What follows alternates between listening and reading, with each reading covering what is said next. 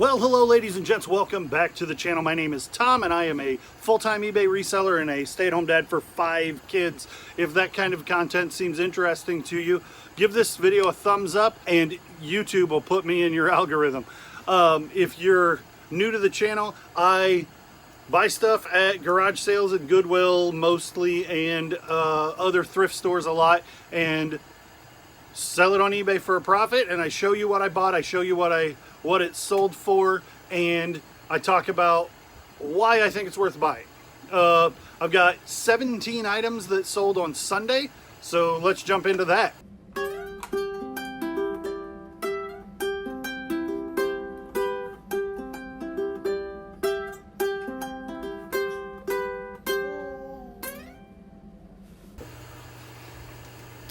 This hat I've had for a long time. It's ham beer, and it's a cool hat, and it would be worth more if it weren't like this. These hats that have the foam fronts, this is crumbled.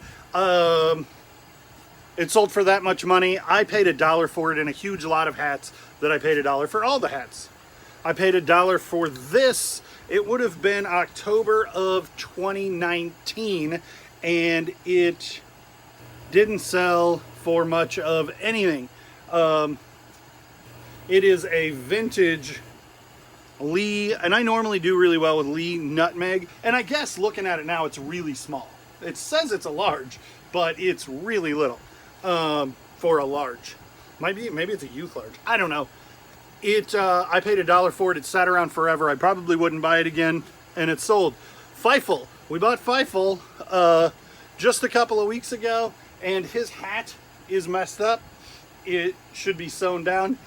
He does really well if you've got a tag, but I think he had a tag on him for $2. The yards, it was a church sale, it was a mess. I paid 10 bucks for everything at that sale, and this guy sold pretty darn quickly. I picked this up at an estate sale quite a while ago. It is a bug from, it says CBS 1984. I want to say it's from like a toy collection called Rocks and Bugs or something, but it's just obviously a vintage toy, and so I picked it up. I want to say it was $1/4. I've probably had it for almost 6 months. If you look closely, he's got these he's got 2 claws and one of them's broken, so that doesn't help it out any. And then if you squeeze his tail, he's got an air pocket, and like his what looks to be like a mosquito head pops out of there. Anyway, I paid not very much for this, and I didn't get it listed for a long time. It's probably been listed for 2 months. Colorado. This shirt is Vintage USA, Fruit of the Loom. I like finding shirts on that tag. They tend to sell pretty quickly. This is just a Montana and it's dated 1994. If you're not familiar with vintage t-shirts, you can see here how this has a single stitch across here.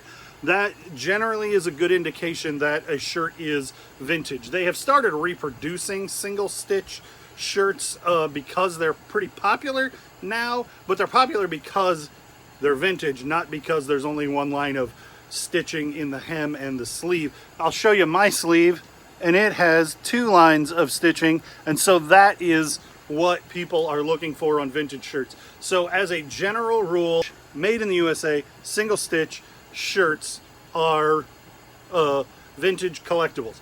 There are a lot of people who like to stick to the idea that a shirt from 2001 is vintage and a shirt from 2002 is not vintage. And while that, I suppose, is true as a general sense, the word vintage doesn't actually have a definable meaning to say 20 years and 20 years ago today, but 20 years ago tomorrow is not vintage. That's not the way collectors think about it. This shirt is made in a vintage style. It's made in a way that new shirts are not. So if you find a shirt from 2001 and it has cool content on it, great. If you find a shirt, like if this shirt were blank, I could sell it as a vintage tee, even though it wouldn't say 1994, but it does say USA. It is single stitch, so it doesn't matter when it's from. A vintage shirt is a shirt. A collectible vintage shirt is a shirt made in that older style. A new shirt, you couldn't sell a blank from 2002 that had double stitch and a printed tag. Like this shirt has a hang tag. The shirt that I'm currently wearing has a screen printed tag.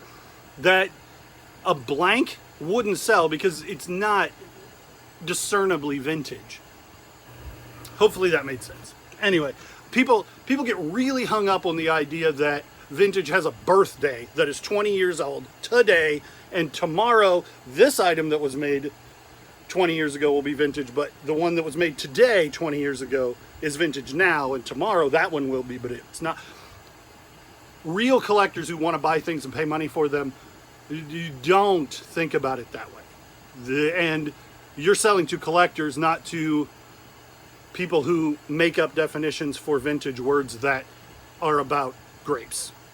And let me just say this in closing, Your Honor. Think about 2006. In 2006, the two of the top 5 grossing movies in the country were The Da Vinci Code and Cars. And if you found a Da Vinci Code t-shirt from 2006 that was promotional for the movie at the time, that would be, I would consider that vintage because it's from the original run. It's not some contemporary reprint capitalizing on it after it was popular. The most expensive VHS tape in the world is Disney's Cars because it was the last Disney movie to ever be put on VHS, and it was a very limited run. And t-shirts from 2006 that are Cars Disney themed are extremely valuable because they are vintage originals, even though they aren't 20 years old. So to be rigidly defined by 20 years, I think is short-sighted when it comes to the word vintage. And there are just a ton of gurus on the internet who will tell you that 2001 is now vintage and 2002 is not yet vintage. Rally Roots is very stringent on that. Do Ryan and Allie know more than me about vintage? Sure they do. But I think there's a differing of opinion. I think I'm done. But I think there's a differing of opinion on what that word means. The dictionary definition doesn't lend a lot of help, and this is my channel, and that's the way I use the word vintage. So as a general rule, I use the word vintage to mean when something was new, when it was created, pieces that are not reproductions that later capitalize on the popularity of something. Rant over. Nike Air Max. I picked these up for $1. I put some shoelaces in them. They didn't clean up as well as I'd hoped. They didn't sell as high as I hoped because for some reason I've had this problem recently and I don't know what the problem is. But I'll get some dirty shoes and I'll clean them up with soap, like laundry soap, hot water, and sometimes even like OxyClean. And they just like get these brown staining like there's, and this isn't even necessarily a place that was dirty before. So like they come out with different stains. So there's something that I am doing wrong when I'm cleaning white Nikes specifically. But anyway, I was hoping that these Nike Air Maxes should sell for like $60 if I was the kind of guy to hold on to them for top dollar, but I'm not. If I have these listed for $59.99 and I get one watcher, I'm probably going to send out a 10% off offer to see if I can move them quick. So these sold, and I haven't had them very long, maybe 3 or 4 weeks. How about some Nintendo controllers? I picked up a whole bunch of video game stuff at an estate sale recently where I got the TurboGrafx 16 and a Nintendo and a handful of other things. It's been a while, but these 2 controllers were thrown in with the Nintendo, and they had 6 or 8 controllers, and one of them was brand new. So I sold a brand new controller. I sold the console with just 2 controllers, and then I sold this. Actually, I put that console into a box that I already had, so I sold that console as complete in box. And then these sold for $24. $12 a piece is a pretty good rate for those. Those are super clean ones, tested, working, cleaned inside and out, and they killed it. They sold reasonably quickly.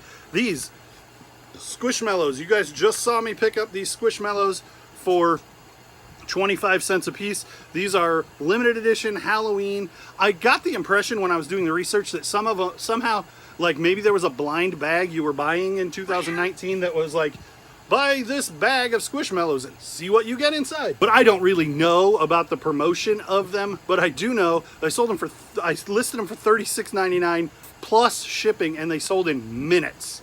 And like the comps were kind of all over the place. I found a comp for this guy for 35 bucks, but I also found a comp for him for like $6. So rather than doing a ton of research and figuring out exactly why this one that I have a quarter in is worth 35 as opposed to 7, I just listed them all together at plenty of money in profit. And if somebody got a really good deal, great. If they didn't, if they paid full price, great. I made the amount of money that I was comfortable making on an item that I have 75 cents in. And so I'm not like, sure, I want to make the most money I can make, but it's not like my main motivating factor. I really want to get good stuff, good quality stuff for cheap, get it in, get it out. And so if those sold for in minutes and I made $30, we're good with that. I feel like I'm doing a ton of these just me talking to the camera and you guys not getting to see Evelyn drink her Minnie Mouse milk. You got some Minnie Mouse juice? I got Minnie Mouse juice. Yay, Minnie Mouse juice. Say hi, Mod and Pop Thrift. Hi, Mom. That's it. Can I have a smooch? Love you. Say like, comment, and subscribe. Okay. I picked up, you guys haven't seen this while we were out camping. I made a little bit of a video, but I didn't get enough content for it to really match up super well to make a whole video out of. So I got a lot of this stuff is going to be stuff that I got while we were camping at one of about 3 thrift stores we stopped in that whole week. Georgetown Hoyas. I don't know if Georgetown Hoyas was popular for everybody's school when in like 1992, but I really remember Georgetown Hoyas being hot with my friends. And I was in like 2nd or 3rd grade. And so this little duffel, when I saw this for $2 at a thrift store, I was like, for sure. And it's Apex One. The nice ladies at that thrift store, I gave them my card. They said they were going to watch the YouTube channel. I picked this up in Wisconsin, close to the Dells. I don't remember the name of the town, but the little thrift store is called As Good As New, and that place is awesome, and the ladies there were fantastic, and I greatly appreciate your interest. And anyway, Georgetown Hoyas vintage duffel, I picked it up for $2. I've had it such a short amount of time that you haven't even seen the video yet. These I also picked up. Sunglasses, I picked these up for $1. They're just like, they're really thick plastic. These look a little bit like gas station sunglasses, but in your hand they move. The hinges are smooth and tight, and they have this printing on them that says fly detector handmade fly.com. So they're a brand that isn't just cheap dollar store glasses. And then it says got caught in a fly, and then just made in China. And then if you look, there are these 3-barrel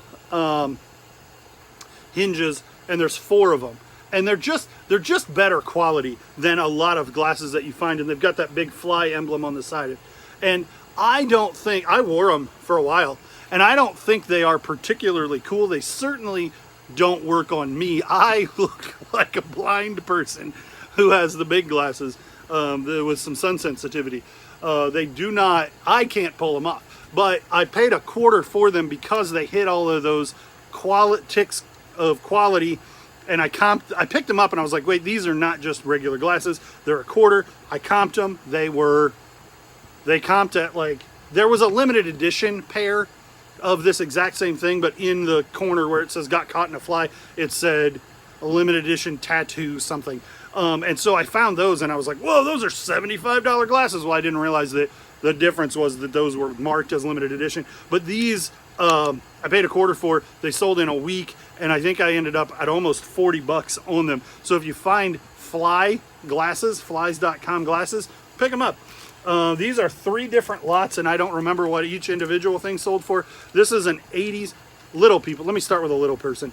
These are little people from Fisher Price, and they are very collectible. She has a wood body and a plastic head, and a lot of them will have, the older ones will also have wood heads. This is a king or a queen from a castle set. She's reasonably rare. I picked up a whole bunch of these in little baggies for $2.50 a bag, and I ended up like $8, 12, maybe 12 bucks into the whole set of vintage little people. And I told the ladies at the thrift store that I was going to lot them all together, and then I got them home and I was like, wait a minute, that one's worth listing all by itself. This one's worth listing all by itself. This little family's worth listing separately. So there's a big lot and a handful of little lots. Anyway, the queen, look out for these little people. This is a McDonald's Happy Meal toy that is designed to fit little people, and it's fries in a cart. And this one I know sold for like $17 or $18, and it sold almost immediately. So that's a good one to look out for. I wasn't even aware of this set existing. And then this little family of African American figures, they would sell individually, but as a group, that I thought they would sell faster, and they did sell pretty fast. A lot of these are just this pink colored nondescript plastic, but there are these people of color. I also have an Asian set, and so I listed them separately because I thought then they might appeal to people who aren't just collecting or these, but these are like special interests of some sort. So that's what my thinking on that. And the creme de la creme, the biggest thing of the day, the Sid the Science Kid microphone. You guys who've been with the channel for weeks remember my son picked this up for $4 at the Salvation Army, and it sold at auction for $99. Sid the Science Kid, and the buyer has already paid. Sid the Science Kid, this is from 2009. PBS Kids stuff sells. It just sells super well. And especially those discontinued, the shows that might still be on every once in a while or are still on PBS Access app on like your Roku, but the toys aren't in stores anymore. This is old enough to be too old to find even on a clearance rack, but it's not old enough to really be a huge collectible toy because of its age.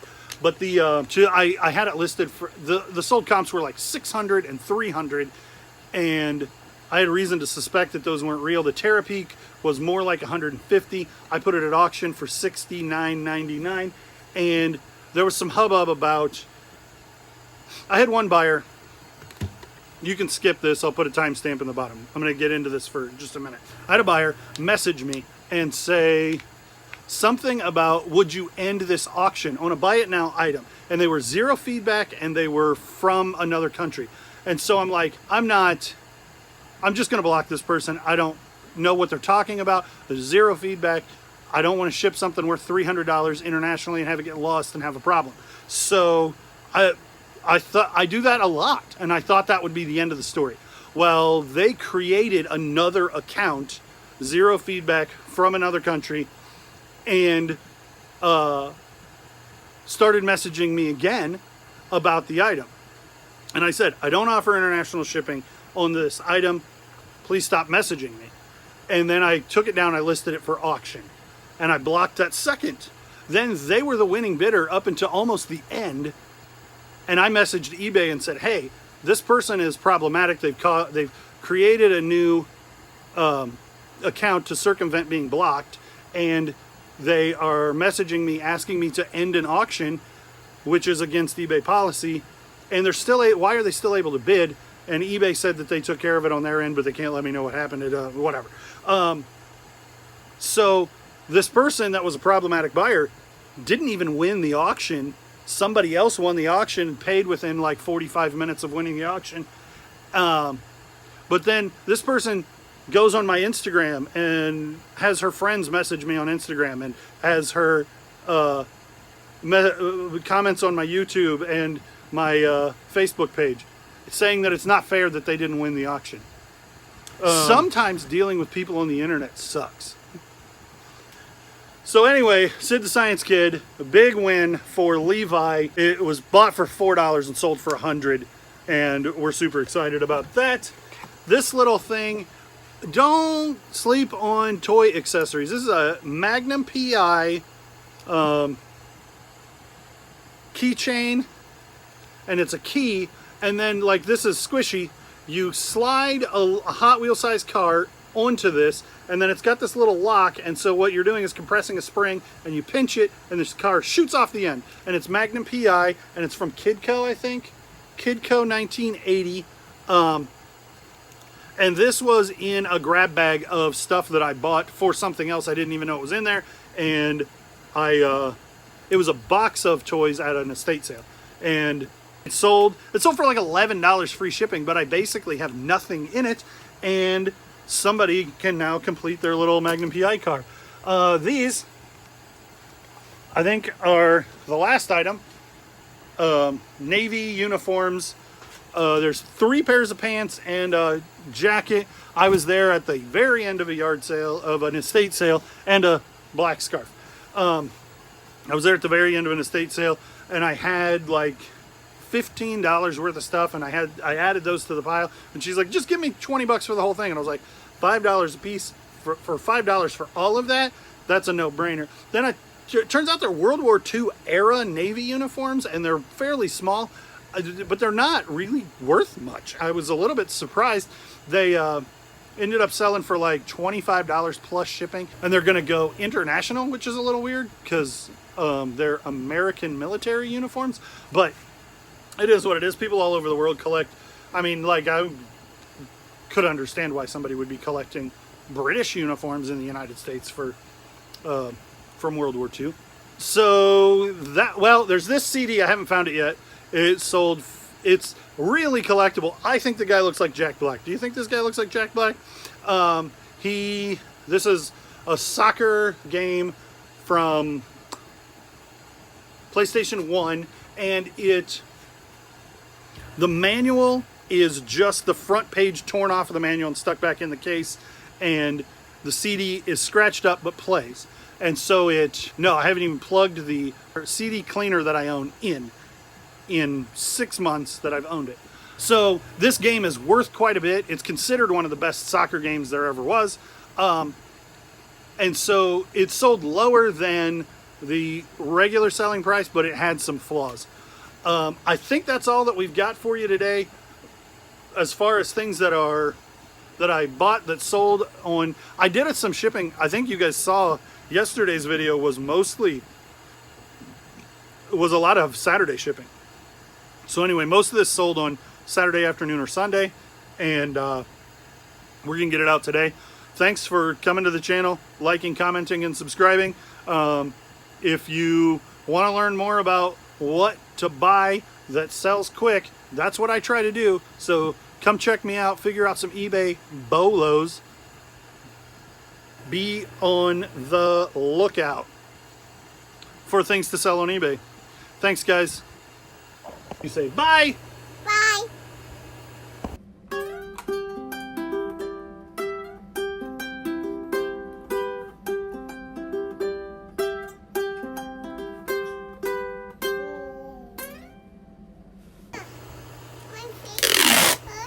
Your finger hurt? Who are you telling? Phone? You telling my phone Yeah. that you hurt your finger? Laying down on your belly on a skateboard and then rolled over your finger. Oh, my finger. And now your finger hurts. My finger hurts. Say ouch. Ouch. I like video game over there. You like that video game over there?